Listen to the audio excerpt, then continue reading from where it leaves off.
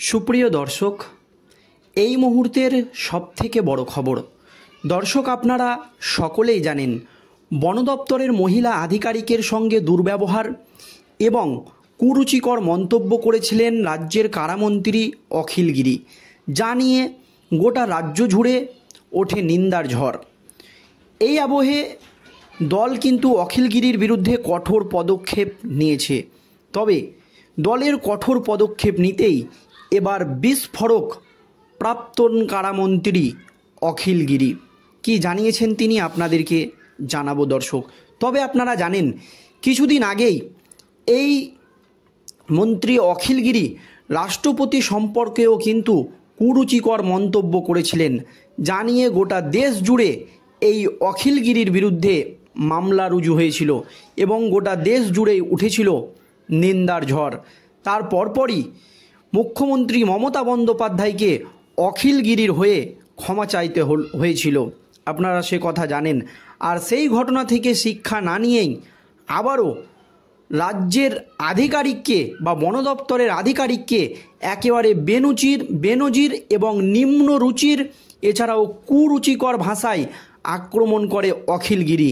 আর তারই পরিপ্রেক্ষিতে এবার কঠোর পদক্ষেপ নিলেন মুখ্যমন্ত্রী মমতা বন্দ্যোপাধ্যায়। তারপরই মুখ খুলে বিস্ফোরক মন্ত্রী অখিল গিরি। দর্শক, এই মুহূর্তের সবথেকে বড় খবর দেখুন, দলের নির্দেশে মন্ত্রিত্ব থেকে ইস্তফা দেওয়ার সিদ্ধান্ত নিয়েছেন অখিল গিরি। ইতিমধ্যেই লিখে ফেলেছেন ইস্তফাপত্র। দলের তরফ থেকে পরিষ্কার জানিয়ে দেওয়া হয়, ইস্তফা যদি না দেয় অখিল গিরি তাহলে কিন্তু তাকে রাজ্যের মন্ত্রিসভা থেকে বহিষ্কার করা হবে। এরপরই ইস্তফাপত্র লিখেন অখিল গিরি। সোমবার তা জমা দেবেন তিনি। মহিলা বন দপ্তরের আধিকারিককে কুকথা বলার অপরাধে অখিলের ওপর ক্ষুব্ধ হন খোদ রাজ্যের মুখ্যমন্ত্রী মমতা বন্দ্যোপাধ্যায় তথা তৃণমূল সুপ্রিমো, আপনারা জানেন। তবে মমতার নির্দেশে রবিবার সকালে দলের রাজ্য সভাপতি সুব্রত বক্সী টেলিফোনে অখিলকে জানিয়ে দেন যে মহিলাকে তিনি অপমান করেছিলেন, তার কাছে ক্ষমা চাইতে হবে এবং দলের কাছে পদত্যাগপত্র পাঠিয়ে দিতে হবে। এর আগে তৃণমূল দলের নির্দেশে অখিল ক্ষমা চাওয়ার পরিবর্তে শুধু দুঃখ প্রকাশ করেছিলেন, কিন্তু তাতে সন্তুষ্ট হয়নি দল এবং মুখ্যমন্ত্রী মমতা বন্দ্যোপাধ্যায়। তারপরেই তাকে ইস্তফাপত্র দিতে হবে বলে জানিয়ে দেওয়া হয়। নিজে থেকে পদত্যাগ না করলে তাকে মন্ত্রিসভা থেকে বরখাস্ত করা হবে। অখিলের আচরণে এবার মমতার নির্দেশে বড় সিদ্ধান্ত নিল দল, মনে করছে অনেকেই। তবে মমতার ভাষায় কোনো পরিস্থিতিতেই জনতাকে অপমান করা যাবে না। এবার নিজের করা সিদ্ধান্তের মাধ্যমেই মমতা দলকে বুঝিয়ে দিলেন দলীয় নেতামন্ত্রীর অপরাধের জেরে তাদের অন্তিম পরিণতি কী হতে পারে। পাশাপাশি রাজ্য প্রশাসনকেও মমতা দিলেন একটি প্রচ্ছন্ন বার্তা, আধিকারিকরা নির্ভয়ে কাজ করুন, সরকার ও শাসক দল পাশে আছে। তৃণমূল সূত্রে জানা গিয়েছে গোটা ঘটনায় ক্ষুব্ধ মমতা বন্দ্যোপাধ্যায় এদিন সকালেই দলের শীর্ষ নেতৃত্বের সঙ্গে কথা বলেন। এরপরেই অখিলকে ক্ষমা চাইতে বলা হয়, কিন্তু অখিল ক্ষমা চাওয়ার পরিবর্তে ওই মহিলার ঘাড়েই দায় চাপিয়ে শুধুমাত্র দুঃখ প্রকাশ করেন।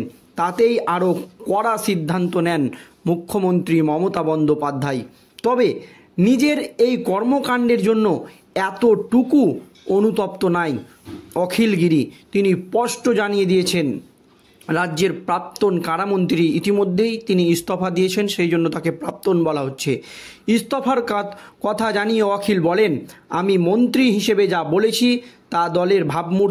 তাতে দলের ভাবমূর্তি খারাপ হয়েছে, তাই দল আমাকে সরে যেতে বলেছে। তবে কারো কাছে আমি ক্ষমা চাইব না।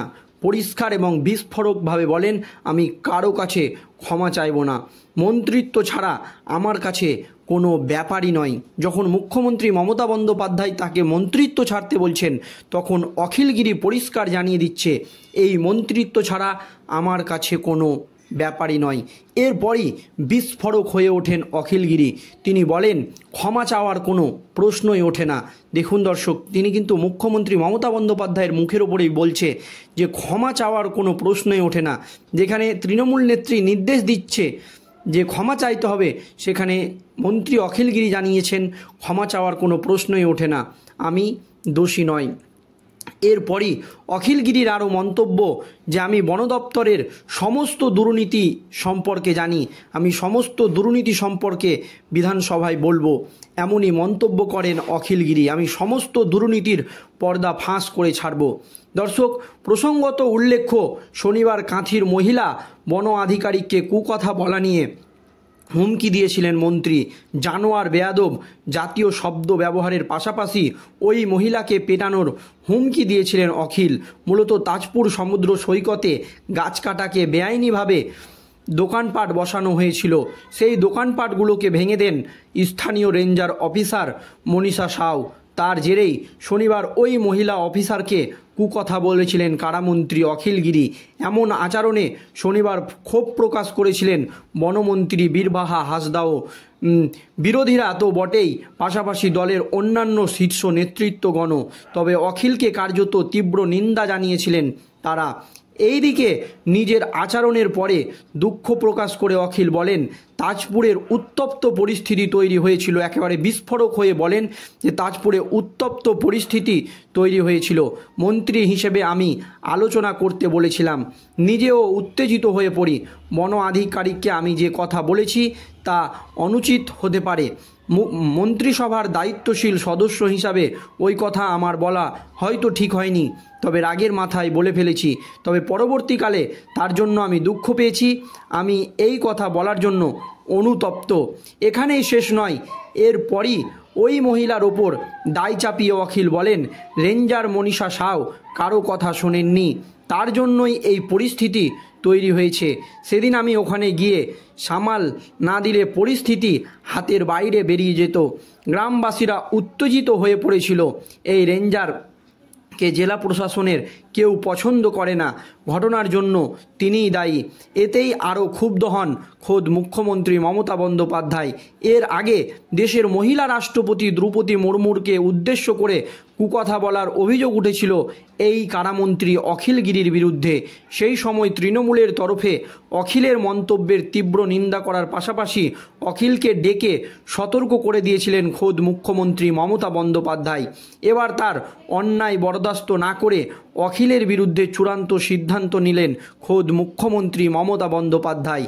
তবে চূড়ান্ত সিদ্ধান্ত নিলেও একেবারে অখিলগিরি বিস্ফোরক মন্তব্য করে বললেন যে ওই মহিলা রেঞ্জারের কাছে ক্ষমা চাওয়ার কোনো প্রশ্নই ওঠে না এবং এমন মন্ত্রিত্ব ছাড়া তার কাছে কোনো ব্যাপারই নয়। মানে অখিলগিরি ভাঙলো কিন্তু মোচকালো, কিন্তু শেষ পর্যন্ত ভাঙলো না।